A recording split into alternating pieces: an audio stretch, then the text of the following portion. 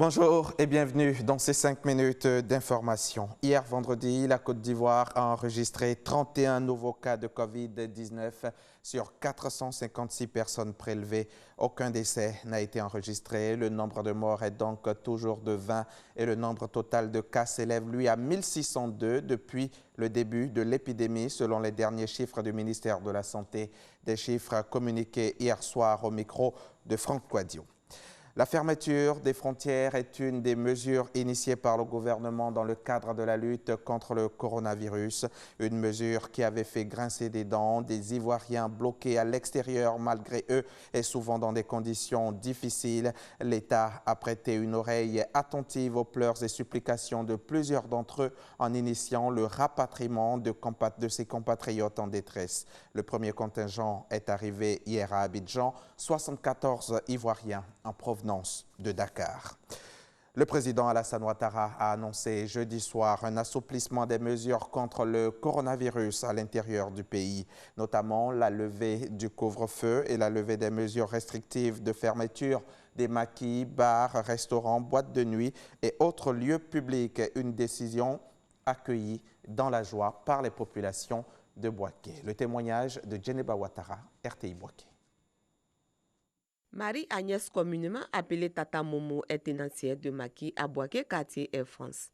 Aidée de quelques personnes, elle s'active à faire la toilette de son espace commercial. Espace fermé il y a de cela 2 mois du fait des mesures barrières édictées par le gouvernement liées au Covid-19. Aujourd'hui, avec la levée des mesures restrictives du couvre-feu et de la fermeture des maquis, bars, restaurants, boîtes de nuit et autres lieux publics à l'intérieur du pays, Marie-Agnès est toute heureuse, mais émet quelques préoccupations. On remercie notre président, notre papa. Il nous a dit de reprendre. Donc je suis venue pour le ménage, l'équipe est là. Je nourris au moins 45 personnes. Voilà, donc aujourd'hui la reprise, on leur demande pardon de nous soutenir.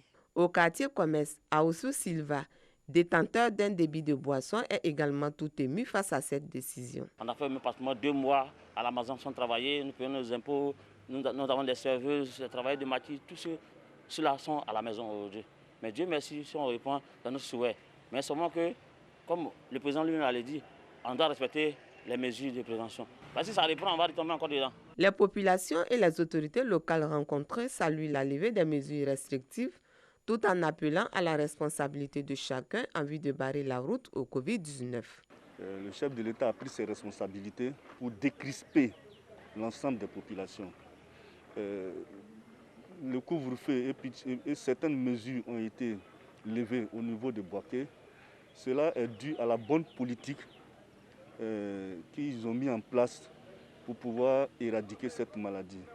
C'est une victoire d'abord sur cette maladie. C'est un défi pour les villes de l'intérieur, plus particulièrement la ville de Bouaké.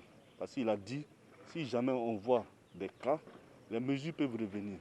Donc ça veut dire que c'est le plus dur qui commence. Il faut se battre pour ne pas que des cas soient trouvés à Bouaké. Quand j'ai vu les enfants de la maternelle et du primaire danser, on va reprendre l'école, ça m'a fait chaud au cœur. Nous allons continuer notre sensibilisation. C'est important, il faut que tout le monde continue, il faut que la presse continue la sensibilisation.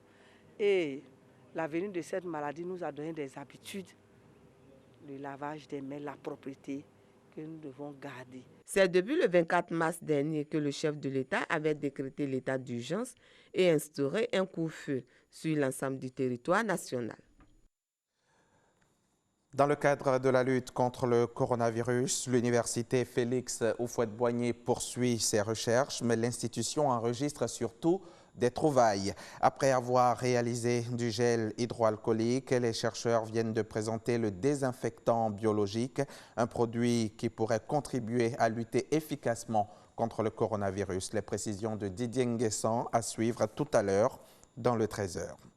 L'Union européenne a lancé officiellement un pont aérien humanitaire vers la Centrafrique, pays enclavé, encore plus isolé par la fermeture des espaces aériens. Un premier vol a été effectué vendredi 8 mai avec à son bord 70 travailleurs humanitaires et du matériel pour répondre à l'épidémie de coronavirus. 49 nouveaux cas dans les dernières 24 heures pour un total de 143 ont été enregistrés dans le pays.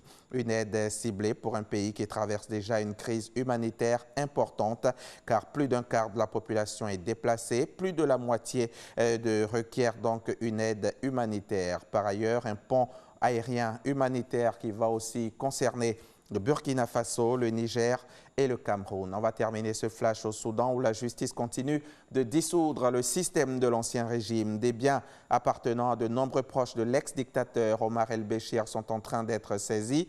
L'annonce est venue jeudi soir du comité spécial créé en décembre dernier et chargé de démanteler le réseau de corruption de l'ancien pouvoir tombé il y a un an. Il s'agit de nombreuses propriétés, parfois luxueuses, ainsi qu'environ 100 000 mètres carrés de terrain, tout cela appartenant à une vingtaine de proches de l'ex-dictateur, qu'ils soient beaux-frères, nièces, neveux ou encore anciens ministres. Déjà condamné à 2 ans de prison, Omar el-Béchir est sous le coup d'autres procédures pour le meurtre de manifestants ou son rôle dans le coup d'État de 1989. Fin de ce flash, on se retrouve à 13 h pour le journal.